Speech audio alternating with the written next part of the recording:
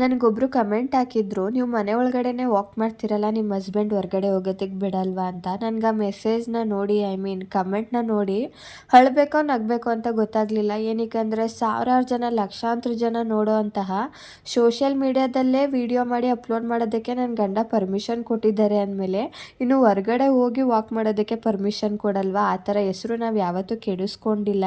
ಅಪ್ಪ ಅಮ್ಮನ ಹತ್ರ ಆಗಲಿ, ಗಂಡನ ಹತ್ರ ಆಗಲಿ ನಾವು ಒಳ್ಳೆ ರೀತಿಯಿಂದನೇ ಜೀವನ ಮಾಡ್ಕೊಂಡು ಹೋಗ್ತಾ ಇರೋದು. ಬಟ್ ಒಬ್ಬೊಬ್ರು ಥಿಂಕಿಂಗ್ ಲೆವೆಲ್ ಯಾವ್ಯಾವ ರೀತಿ ಇರುತ್ತೆ ಅಂತ ಕೆಲವೊಂದು ಸಲ ಯೋಚನೆ ಮಾಡ್ತೀನಿ ನಾನು. ಆ್ಯಕ್ಚುಲಿ ಅವ್ರಿಗೆ ರಿಪ್ಲೈ ಕೊಟ್ಟಿದ್ದೀನಿ, ನನ್ನ ಮಗನ ಒಬ್ಬರನ್ನೇ ಬಿಟ್ಟು ಹೊರಗಡೆ ಹೋಗಿ ವಾಕ್ ಮಾಡೋದಕ್ಕಾಗಲ್ಲ ಅಂತ ಹೇಳಿಬಿಟ್ಟು ನಾನು ಹೋಗಲ್ಲ ಅಂತ. ಬಟ್ ನನಗೆ ಅದೇ ಕೊರೀತಾ ಇತ್ತು, ಇವರೊಬ್ರಿಗೆ ಈ ರೀತಿ ಅನಿಸಿದೆಯಾ ಅಥವಾ ಸುಮಾರು ಜನಕ್ಕೆ ಈ ರೀತಿ ಅನಿಸಿದೆಯಾ ಅಂತ ಹೇಳಿಬಿಟ್ಟು ಕ್ಲಾರಿಫಿಕೇಷನ್ ಕೊಡೋಣ ಅಂತಲೇ ಹೇಳ್ತಾ ಇದ್ದೀನಿ.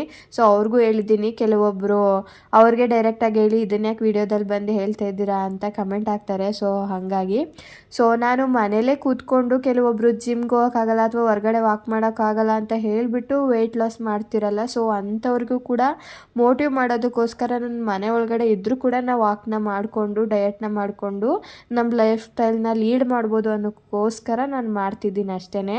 ಸೊ ಇನ್ನೇನು ಅಲ್ಲ.